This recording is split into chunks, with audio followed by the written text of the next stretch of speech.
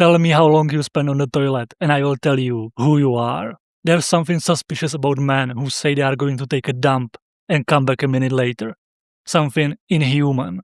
These are the people you should keep an eye on. They are hiding something. If I'm going to call you my friend, I expect you to spend at least 5 to 10 minutes on the toilet. 15 is even better. When my buddy tells me he needs to do some paperwork, I know he means business. I know I have a solid 15 to 20 minutes to get my own stuff done, and vice versa. People who enjoy camping and happily squat over a hole in the ground or worse, a plastic bag, terrify me. The toilet is a gentleman's domain. And obviously we are talking about toilets in private homes, not school bathrooms, office restrooms, museums, or God forbid, public toilets.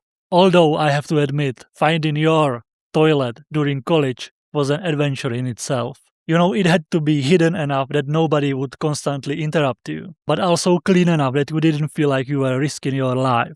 Usually that meant the floors where the professors had their offices. But back to our domestic sanctuaries. Next time you are pooping at someone's house, take a look around. Notice what's within arm's reach. Whenever I see books, magazines, newspapers, one guy even kept a chess set in there. I've also seen half-built Lego sets. You know, that's when I know I'm in a home of a man of culture. Personally, I love separate toilets, a dedicated little room, not so tiny that it feels claustrophobic, but not so big that it loses that cozy feeling.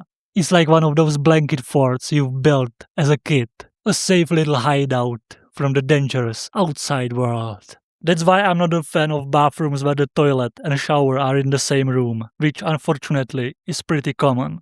I always feel oddly exposed. At that point you might as well put the toilet in the living room.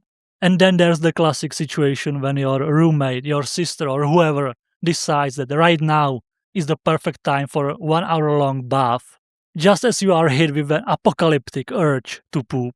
Another huge plus for me are doors that open inward. If the house is ever attacked by raiders, you can brace the door from the inside. There's nothing worse than visiting your aunt's house, where 20 another family members have somehow gathered, and sitting down on the toilet only to discover that the door doesn't lock, because your aunt doesn't believe in locking the doors. And to make matters worse, the door swings outward. And on top of that, you can't even reach the handle from your extremely vulnerable position.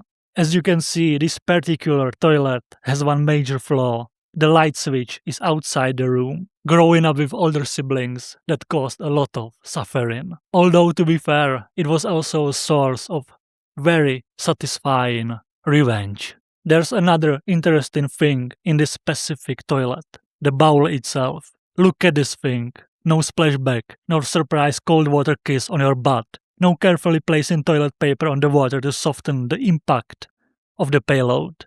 And as a bonus, you get to admire the fruits of your labor. The older I get, the more I appreciate the beauty and genius of this shining white porcelain masterpiece. The flush toilet is the pinnacle of civilization. It's a place of peace and quiet, and also creative explosions. Countless songs and books were written, at least in part, while sitting on the toilet.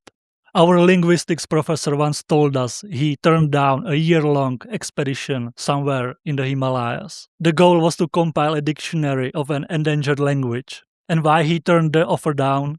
No dictionary is worth giving up a flush toilet and a hot shower for. And with those inspiring words about pursuing your dreams, I'll leave you to it. Have a good poop. Take a good shit. Bye.